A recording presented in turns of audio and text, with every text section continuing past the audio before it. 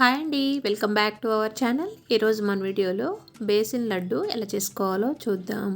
Vinayaka Chavithi special అండి. వినాయక చవితి రోజు మన చేతులతో మనం ఇలా కమ్మగా ఆ వినాయకుడికి లడ్డు చేసి పెట్టామంటే ఎంతో బాగుంటుంది కదా. లేట్ చేయకుండా వీడియోలోకి వెళ్ళిపోదామా. దీనికోసం మిక్సీ జార్లో 1 కప్ షుగర్ని వేసుకొని మెత్తటి పౌడర్ కింద చేసుకొని పక్కన పెట్టుకోవాలి.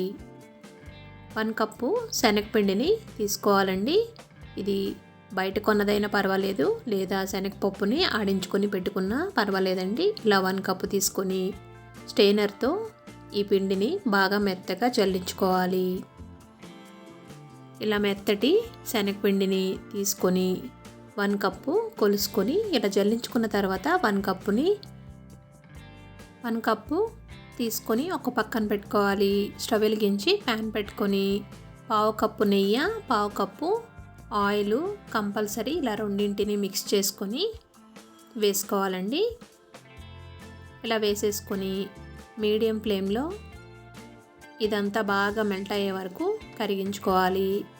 ఇలా బాగా హీట్ ఎక్కిన తర్వాత దీంట్లో 1 కప్పు శనగపిండిని వేసుకుంటున్నానండి. ఇలా వేసుకొని లో టు మీడియం ఫ్లేమ్లో ఈ పిండిని ఇలా కలుపుకుంటూ ఫ్రై చేసుకోవాలండి.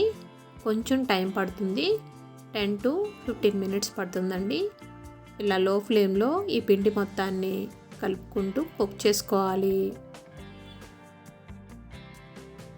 ఈ శనగపిండి అనేది ఊరికనే మాడిపోతూ ఉంటుందండి, అందుకని మనం కలుపుతూనే ఉండాలండి.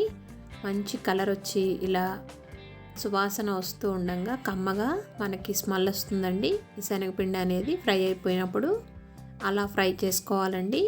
ఆ విధంగా మంచి సువాసన వచ్చే వరకు ఫ్రై చేసుకొని కావాలంటే దీంట్లో 1 టేబుల్ స్పూన్ ఇలాచీ పౌడర్ యాడ్ చేసుకోవచ్చు. నేను యాడ్ చేయడం లేదండి. ఇలా వేసుకొని మొత్తం బాగా మిక్స్ చేసుకోవాలి.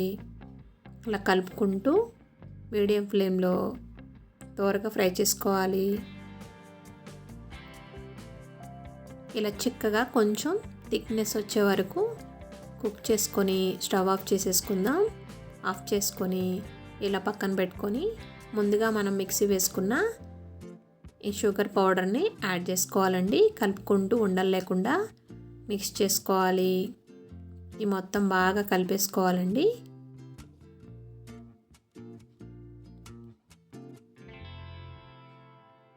ఈ విధంగా బాగా కలుపుకొని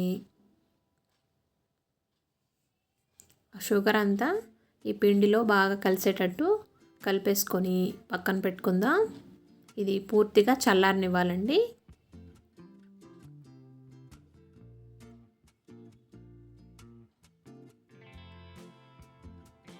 ఇలా మొత్తం కలిపేసుకొని పక్కన పెట్టుకుంటే పూర్తిగా చల్లారిపోయిన తర్వాత మనం లడ్డూలు చేసుకుందాం. ఒకవేళ కొంచెం జారుగా అనిపిస్తే కనుక మీకు ఒక టిప్ చెప్తానండి. దీంట్లో కొంచెం శనగపిండిని నెయ్యి వేసుకొని కొంచెం ఫ్రై చేసుకొని పచ్చివాసన పోయే వరకు ఇందులో మిక్స్ చేసుకోవచ్చండి. ఒకవేళ జార్ అయితే కనుక నేను చెప్పినట్లు పక్కా కొలతలతో కనుక చేశారంటే జార్ అనేది అవ్వదండి. ఒకవేళ అయితే ఆ పని చేయండి. దీంట్లోనే కొంచెం చిన్న చిన్న ముక్కల కింద కట్ చేసుకున్న కాజును వేసేసుకొని మనకి చల్లారిపోయింది కాబట్టి చేతితో ఈ మొత్తాన్ని బాగా చపాతీ పిండిలా మొత్తం బాగా కలుపుకోవాలండి. మొత్తం బాగా మిక్స్ చేసుకొని చిన్న చిన్న ఉండల కింద తీసేసుకొని మనం ఇప్పుడు లడ్డూని ప్రిపేర్ చేసుకుందాం. మనకి లడ్డు అనేది చాలా సాఫ్ట్గా స్మూత్గా చాలా బాగా వస్తుందండి. చుట్టుకోవడానికి కూడా చాలా ఈజీగా చేసేసుకోవచ్చు. వినాయకుడికి మన చేతులతో మనము ఇలా చేసుకొని లడ్డు పెట్టామంటే చాలా చాలా బాగుంటుంది కదా. వినాయక చవితి స్పెషల్ వీడియో అండి. మీకు కూడా నచ్చినట్లయితే ఒక లైక్ చేయండి. మీరు కూడా ట్రై చేసి ఎలా వచ్చిందో నాకు కామెంట్ సెక్షన్లో కామెంట్ పెట్టండి. ఎంతో టేస్టీగా ఉండే బేసిన్ లడ్డు రెడీ అయిపోయినట్లే. ఇప్పుడు ఒక ప్లేట్లోకి సర్వ్ చేసుకుందాం.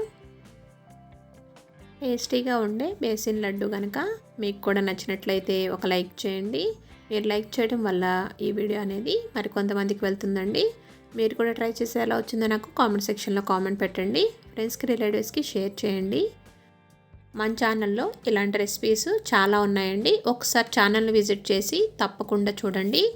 Thanks for watching.